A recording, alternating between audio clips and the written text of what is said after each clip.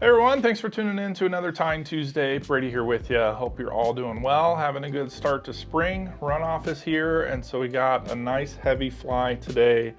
This is the Zirdle Bug, combination of a zonker and the girdle bug. So from our friends up in Montana, we will get this one tied up. First thing we're gonna do is get a new hook into the vise using the Tiemco 2312. It's a 1X fine wire, but I find it's a pretty stout gauge still, considering that. Especially in the size 6, you're not going to have any issues with it being too light. It is a terrestrial hook and all that, but I really like the straight eye and that nice curved profile to it. Helps to give that hook point the ability to ride up just a little bit more. So first thing we're going to do is start out with a little bit of lead wire, the 0.025 size lead wire, and I'm just going to run this basically the whole length of the shank, or most of the length of the shank, giving this fly a ton of weight with runoff really kind of hitting us good this year here in Colorado, at least. I think most of the country. Gonna want some heavy flies. Gonna want some heavy flies in your arsenal there. So get a good bit of lead wire on there. And then I'm going to start with my Semperfli classic wax thread. This is a 6/0 in Fluoro orange color. 6/0 in Fluoro orange. So it'll be a nice hot spot to finish off, kind of making a bling version of the Zirdle Bug today. Next thing that's going to go in, a little bit of Krystal flash coming off the back, so kind of traditional to a rabbit zonker. This is always a good option when you're tying with a rabbit zonker because it'll help give just a little bit of structure to the back end. Give something to maybe prop the tail on. So I'll tie in a small bundle right out the back, and then I always like to double it over like so. And then we can trim out that excess, keeping it about the same length as the shank of the hook overall. That's a Rootbeer Krystal flash, which is excellent for this variation. And then moving into the next material here is our body material. Some variegated chenille. And this is the orange and black color today. Doing kind of a crawdad coloration, this orange coloration. Something a little bit brighter. You see this oftentimes in natural colors that are pretty common. You can also tie it up in olives and other baitfish style colors, maybe even a white. Don't know if I've ever seen white, but why not? Give it a go.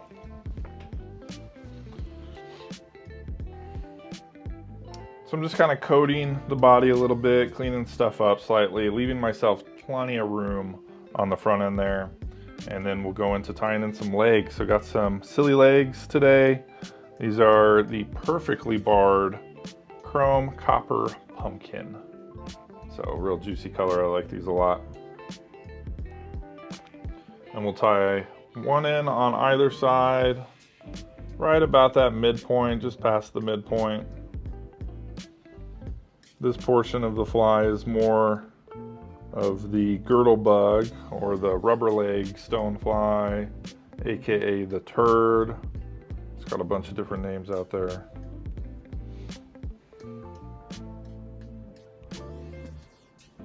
Do the same thing on this side, just capture some down. And really just trying to get them in place for now. I will use the chenille to help maneuver them in a moment, but for now we'll keep them kind of out of the way and out the back here so I can get them into my material clip so they're not bugging me. There we go.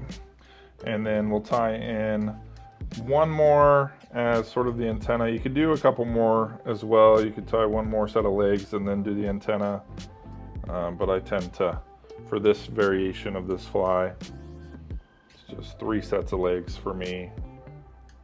And again, this is more of an antenna option up here up at the top. So I'm going to tie that in so that it's sort of facing forward a little bit more. And we can capture that second side. Secure it down nice and snug wraps. And then we're sort of locked in place. I am going to trim them at this point. We'll just kind of trim them down slightly. I like to pull everything up and out of the way. This will help get them nice and even cut. And trim them. Then we can bring our chenille forward. Just gonna half hitch behind the antenna.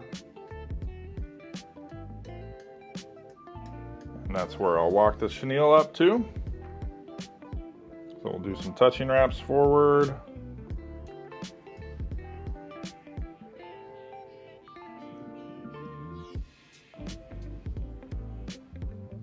Just trying to maneuver the legs out of the way as you go.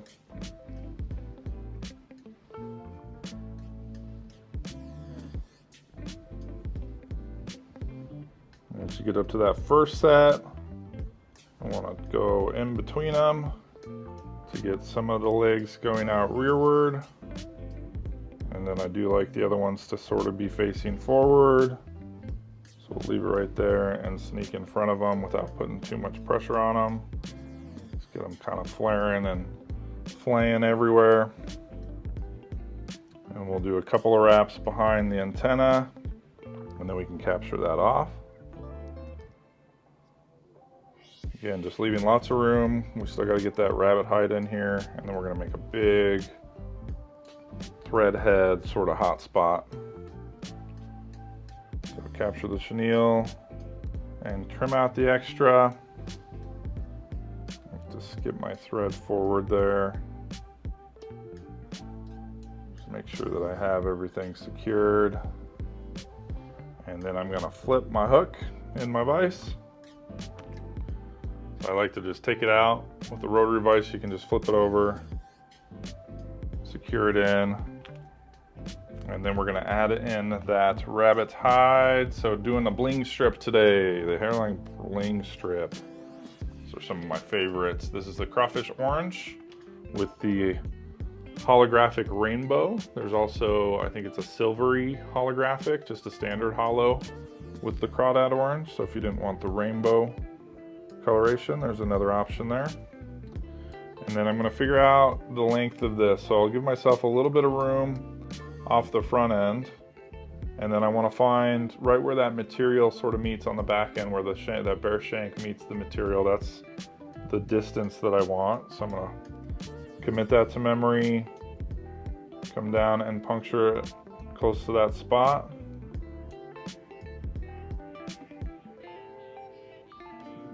Over the barb there, and then we can bring it up and sort of seat it in place.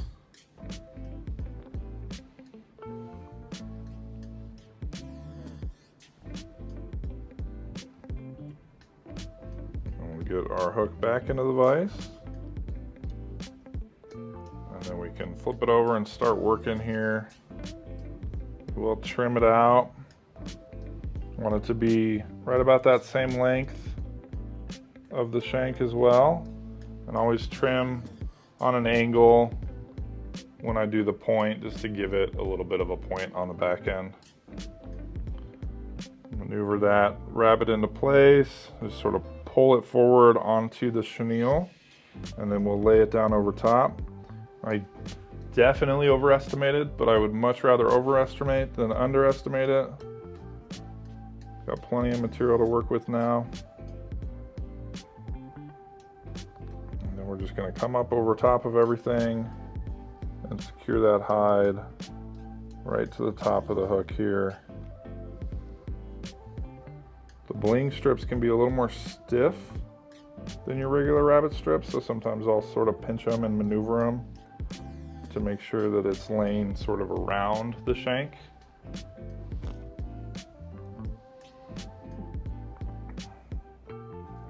Do a couple on top and then one underneath, and then I can come in and clip that off real close. Getting a little closer to the eye than I like typically, but we got room to go here. So trim that out, walk over back of it to make sure you got a nice big chunk of material grabbing onto there. Keep your leg or your antennas going where you want them. And then we will just give a nice big thread head. Move this stuff out of the way. I'm gonna sneak in front of the legs just to prop them a little bit. I don't want them smashed into the eye too much. So I'm gonna create a little thread dam there. And then as I go back over them now, I'm not gonna have them pinch inward overly. We can just focus on making a smooth thread head now. Again, a great dirty water bug, high water bug. It's a perfect dead drift giant nymph that, you know, can be taken as a crawdad, as a large stonefly, you know, some other large aquatic bug of some sort, or strip it and fish it like a streamer. It's a good option for this fly as well. So we'll give it a whip finish now that we got a nice decent head on there. Flip it around so you guys can see it better.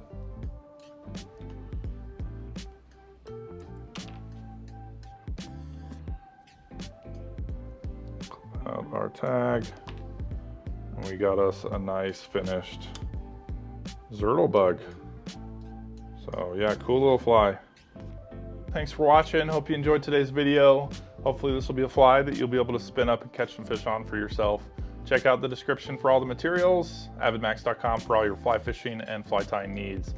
And then all the other videos on our YouTube channel, plenty of fly tying tutorials to check out there. Thanks so much, good luck out on the water, and have fun tying.